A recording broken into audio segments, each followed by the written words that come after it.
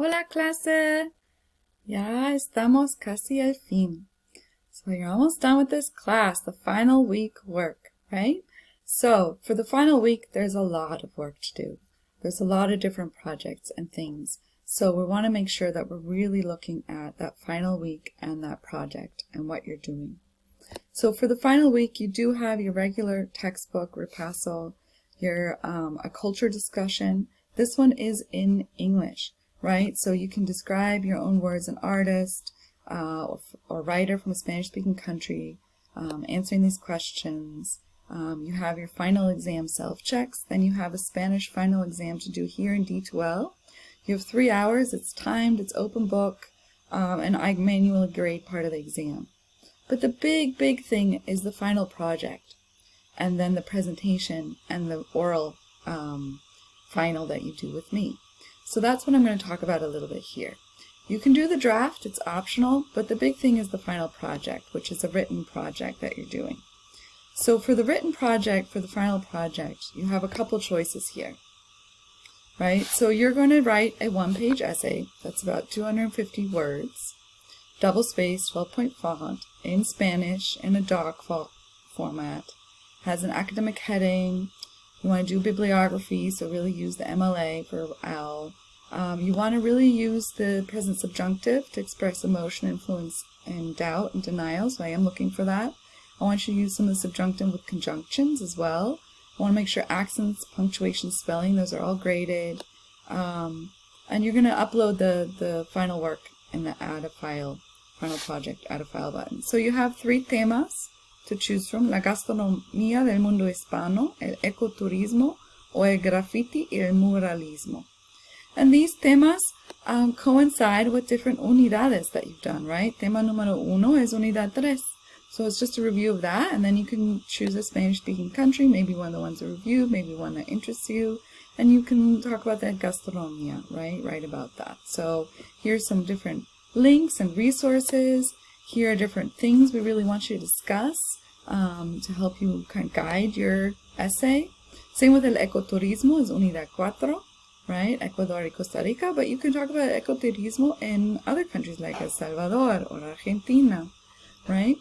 Only thing is, because this is a Spanish class, we're not doing Brazil, okay?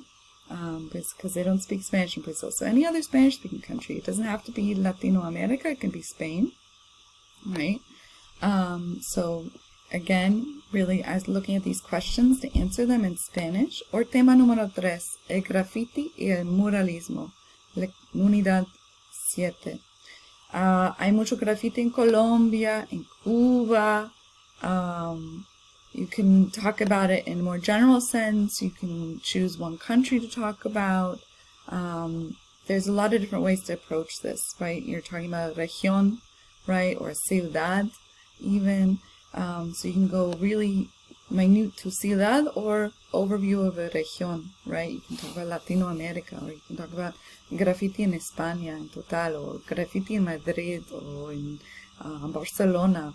Whatever you want to do that interests you, if this is what interests you, el muralismo, graffiti.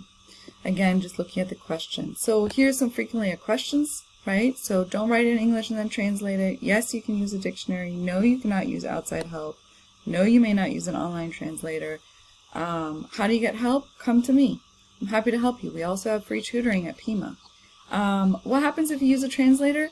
I can tell if you use a translator, because the level of Spanish that you're going to be producing with a translator versus the level of Spanish I see you've been producing throughout this class is going to be very different.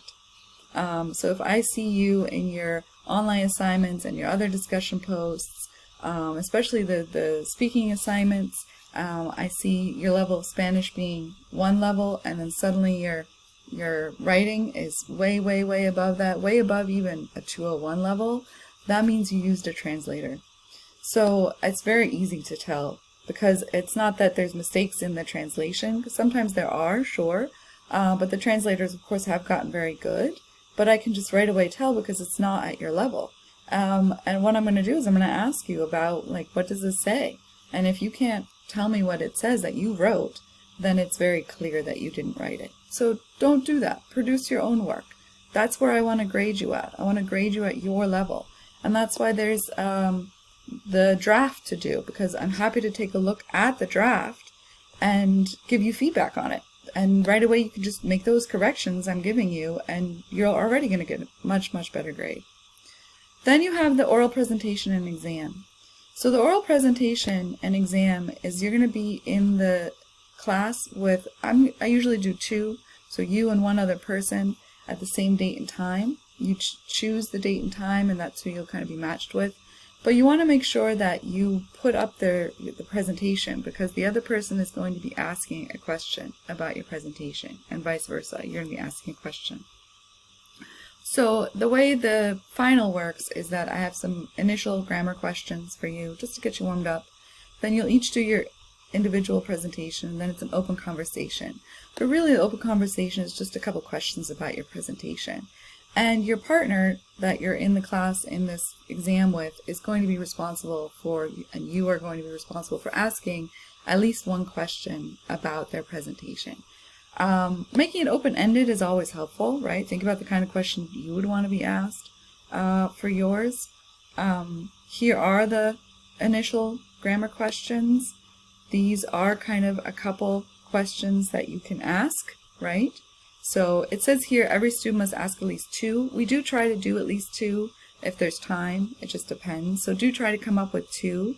And then, yeah, the open conversation is more or less the questions I ask you about your presentation. And this is really important that you upload your final video, right? So you review the practice questions, review your final project and video, and listen to your classmates as well and answer questions. So for the final video project, how to record a Loom video and submit it, and the final video submission here. And you should all be able to look at other people's videos, and if you can't, just let me know when we get to that point. And then the final written project is what your video is based on. So you have to write it first, then record a video, and then that's what you're presenting in your final presentation. So it's all linked, right? It's meant to all be kind of linked together, so you're not doing extra work for no reason. It's all linked together. If you're presenting on gastronomía and the person who you're doing the exam with is presenting on graffiti and muralismo, great, you're learning something new. If they presented on the same thing you did, that's all right too. Ask some questions about it. You might have some knowledge, or maybe they said something interesting and new that you didn't include in yours that you didn't realize. Those are all the things I really want you to kind of really focus on in that. Then other than that, for the final week is the culture discussion, the final exam, the final project, and yeah, just that final exam with me. So, and I will create a video and instructions of how to schedule that final exam once we're at that point. But here's this video just for you now as you're preparing.